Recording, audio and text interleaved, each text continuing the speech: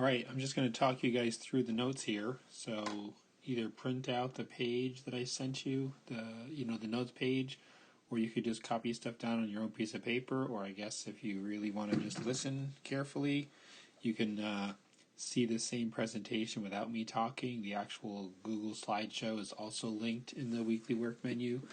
It's that last bullet there. It says Notes 3.1 in Google Slide form. So feel free to look through that later on if you'd like. This is just going to be each slide, and I can just talk over it. So this is kind of the intro to just talking about investing, stocks and bonds and mutual funds and the stock market. So we'll just give a quick overview today. And you will learn how to become a millionaire. No joke. Not by, not overnight, but if you want to save for retirement, little by little, you'll get there. Almost guaranteed. No promises, but pretty good chance. So go ahead and write this stuff down here. So this is what we call the 3 rules for building wealth. So write these down. You are not going to find these by Googling. You will need them again later on for a project I'll have you guys do, probably the week after vacation. But the idea is if you want to be able to save for retirement and do it smartly, then these are the 3 rules. Number 1 is start early. So the earlier you can start saving for retirement, the better. You can start when you're 18. Hopefully, if you're working full-time, you can get a retirement account set up, or when you first get out of college and start working full-time. The second rule is buy and hold, which simply means that you're going to you're going to put money in your retirement account and you're not going to touch it. You're going to keep it there. And the third rule is diversify. So the analogy here is don't put all your eggs in one basket. So you don't buy all the same exact stock. You don't buy, different stocks in airline companies, and you don't just buy stock in oil companies, but buy different oil companies. So you're going to diversify. And there's very easy ways for all of this to happen, and you don't have to do any work at all, hardly. So let's look at this next slide. So here's a little story about Charlene.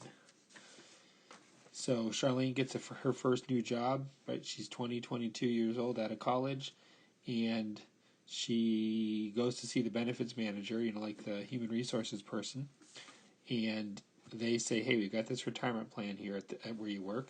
If you put money away each week out of your paycheck, let's say $20, we're going to match it. That's one of the benefits we offer here.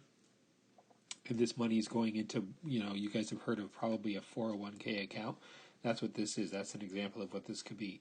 So Charlene puts away $20 per week. The employer matches it.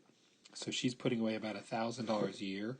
The employer is putting in another $1,000. So putting in basically a little over $2,000 a year, but it goes in every week, little by little. And it sits in what we call a mutual fund. We'll talk more about that later in the next set of notes. But basically, that's something that's been set up by stockbrokers and mutual fund managers. They manage the money for you. You would just have it come out of your paycheck. They take care of it. They choose the stocks and bonds to buy. They watch it.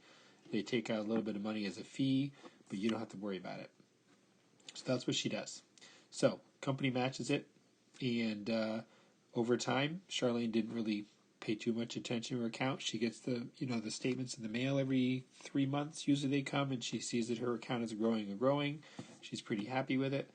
There were times, because she's going to work for 40, 45 years, right, from when you're 20-something to 60-something, where she could have maybe cashed out some of that money or all of it to do something, but she didn't. She followed rule number 2, buy and hold, and she lets it grow and grow and keeps adding money to it. Her employer matches it.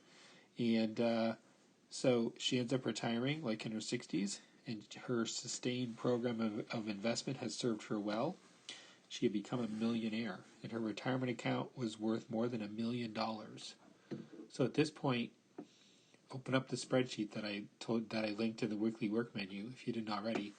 And the first tab there that just says Charlene, you'll notice if you look each year in column in column C, we add $2,080. Column B is, and then you can see the interest is in column D. Column E is, how much money there is altogether. And if you just scroll down, right after 10 years, she's got $37,000. You go to 20 years, she's got $115,000. By the way, after 20 years, 20 years is $94,000. She's only put in 40 grand, right? But the interest is the rest of that money. Let's jump down to 30 years. She's now got almost $300,000. And by the way, she's only put in 60 grand of her money and her employer's money. And if you keep on going, year 45, so if she starts working at the age of 22, she retires at the age of 67.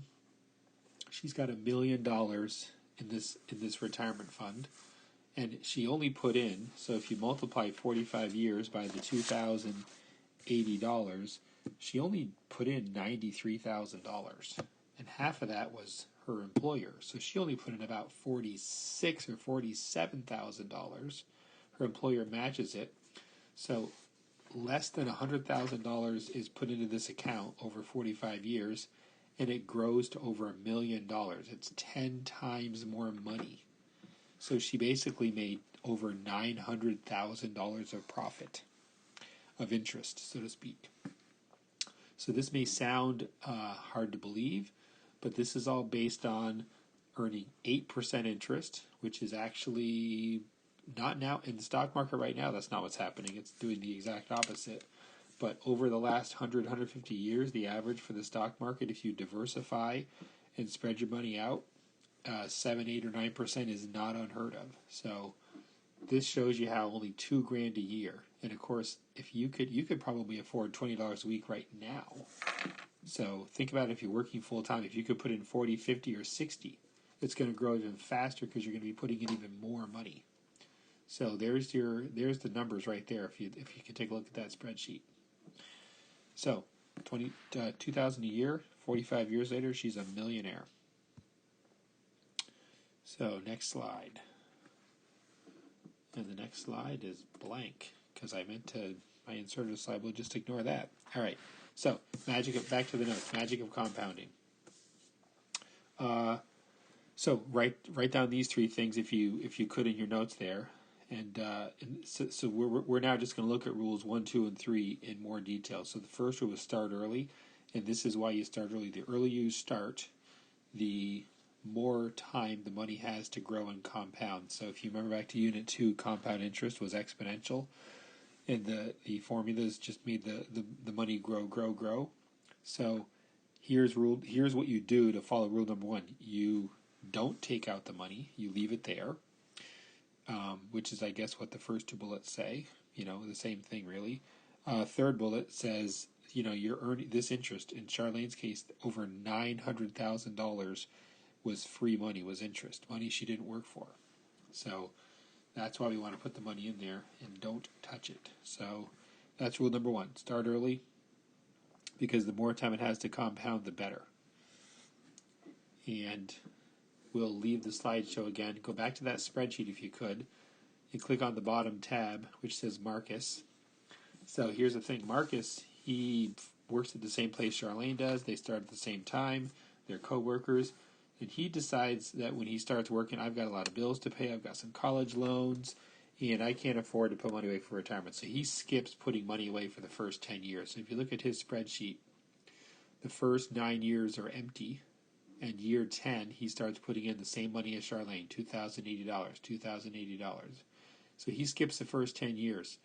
And if you scroll down to Marcus after 45 years, so he only saved for 35, he has less than half the money Charlene did. So he skips the first 10 years. He saves a little over $20,000. Actually, he saves $10,000 of his own money. His boss didn't put in $10,000. So he saves $20,000 in the first 10 years and has $10,000 in his own pocket, because half of that's matching money from his boss. And he has less than half the money Charlene did. So this is just here to illustrate the earlier you start saving, as soon as you can, right out of high school, right out of college, the better, even if it's just a little bit. So Charlene knew what she was doing. Marcus is a moron. Don't be like Marcus. Start saving right away. So rule 1, start early. Rule 2 is buy and hold. Sorry, Marcus, real quick, skips the first 10 years. So he saves $10,000, but it costs him $600,000 when he retires. Dumb, dumb, dumb. All right, Marcus is a moron. There we go. So don't be like Marcus. Start early like Charlene. All right, so buy and hold. Spend so to be able to put money away for retirement, you're gonna have to spend. You can't spend all your money. So if you're making $2,000 a week, you just decide right off the bat, I'm gonna have 50 come out of my paycheck every week. Every week 50 comes out. Just have it as an automatic deduction, so you can't touch it. You'll have to get connected to financial institutions. So hopefully where you work, hopefully they can set you up with this. That's usually the way they set up retirement plan. And then you're going to have to, where it says manage your credit responsibly, that means you can't just go out and, when you first get your first job, go out and borrow all sorts of money and buy a brand new car and buy a brand new house. You're going to have to maybe, save some of your money so you got some to put away for retirement. And don't buy the new house, the new car, and rent the best apartment you can. You might scale back in some of those areas so you can start retirement early, and it makes a big difference when you retire. So that's buy and hold, which means you got to have money to set aside in the first place.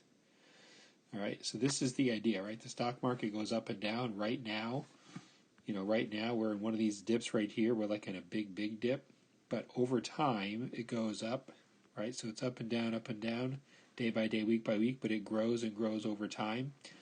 And so that's the key. That's where you're going to want to put your money. So these things called 401k, a 401k plan is when people put money in the stock market. So rule 3 is diversify. So you don't put money just in the bank. Money in the bank doesn't earn enough interest, or savings accounts and CDs.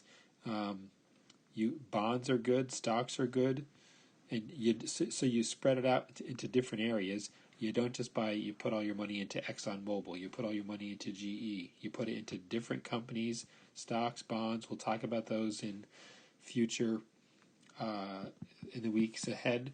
But you spread it out. And if you have a 401k plan, they'll spread it out for you automatically. That's what they do because they've done this before. All right, second page. So we'll just give a quick overview of what these different options are, and then we'll go into more depth in the future. But bonds basically are you lending money. So you buy a bond. That money is either to they could be government bonds, they could be corporate bonds, and you're lending money to an organization or the U.S. government or to a town or a city to build a new park, and they'll pay back the money with interest. So here's what's good about bonds. They're guaranteed by if they're government bonds, they're guaranteed by the U.S. government, so that's like a savings bond. If it's a municipal bond, like the town of Colchester would have done this to build the new town offices and to renovate the police station. So these are tax-free. So when you earn interest on these bonds, it's tax-free money. You don't have to pay income taxes on it. So here's the one disadvantage. Bonds have the lowest of all the interest rates. So it's better than a bank, but it's not as good as stocks and real estate and other things. So these are now corporate bonds. So these are a little better because they have higher interest rates. So that's a good thing. And the trade-off is higher interest rates, but they're not guaranteed because corporate means companies go out of business. They can go bankrupt. They can have financial troubles. So you're taking the chance that maybe the company goes out of business and you don't get your money back. But the trade-off is you get higher interest rates.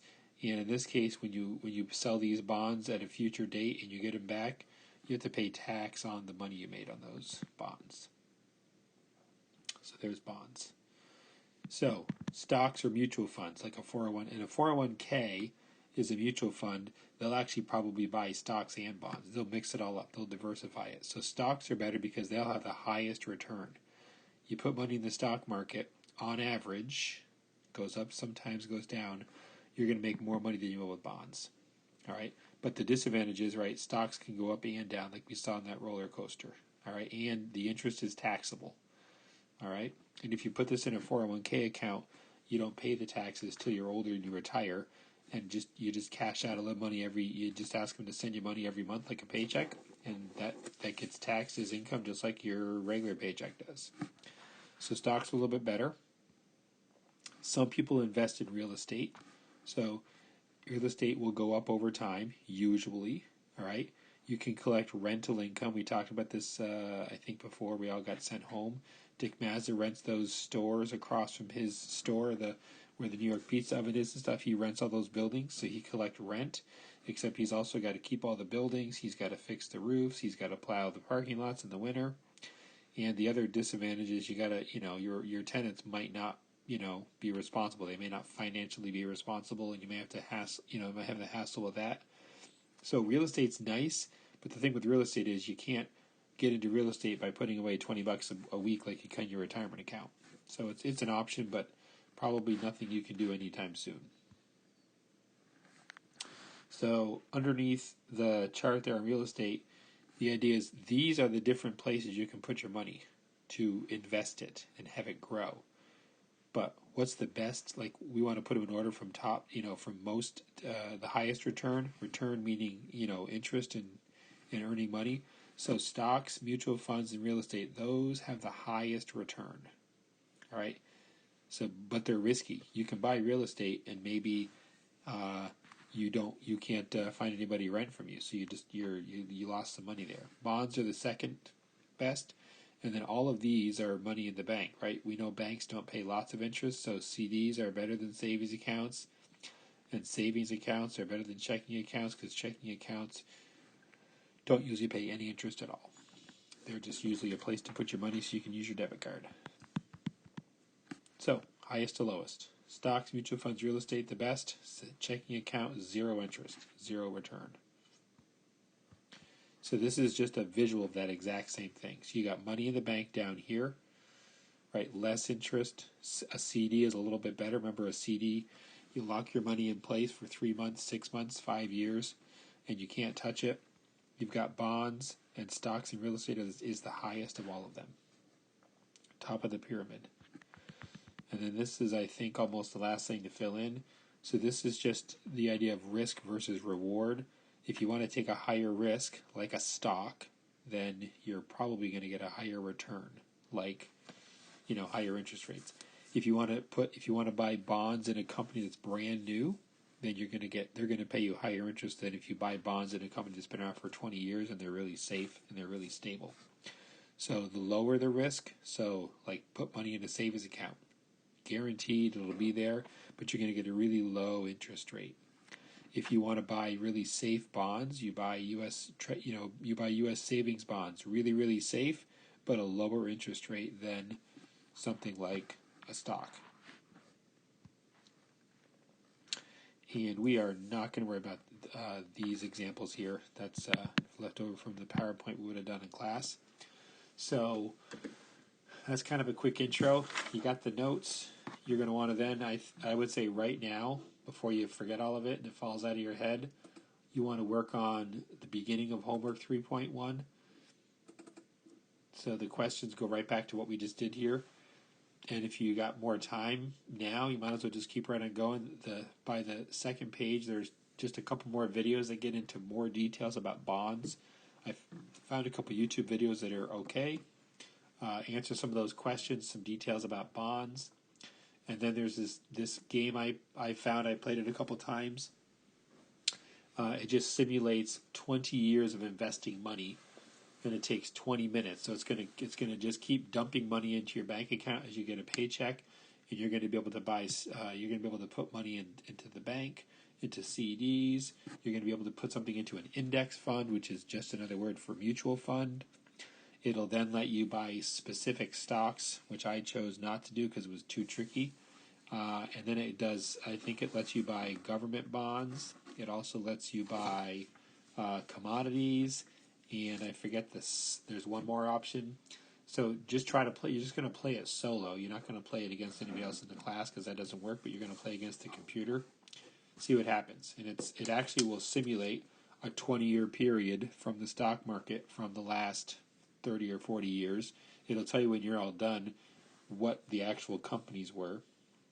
But I found it was fun when you're all done playing the game, you're just going to take a screenshot of the last screen just so I can see what your results look like. We'll see we'll see how you guys can do. It's just for fun, and I may have you play the game again when we finish the unit when you've learned more about stocks and bonds. But it's just a little fun game we can play this time around, and enjoy that. So you'll find that game is on the work menu to do probably the last thing you do. So enjoy that, and we will be back. I'll be back with some more stuff for you to do after break. And take care, everybody. Bye.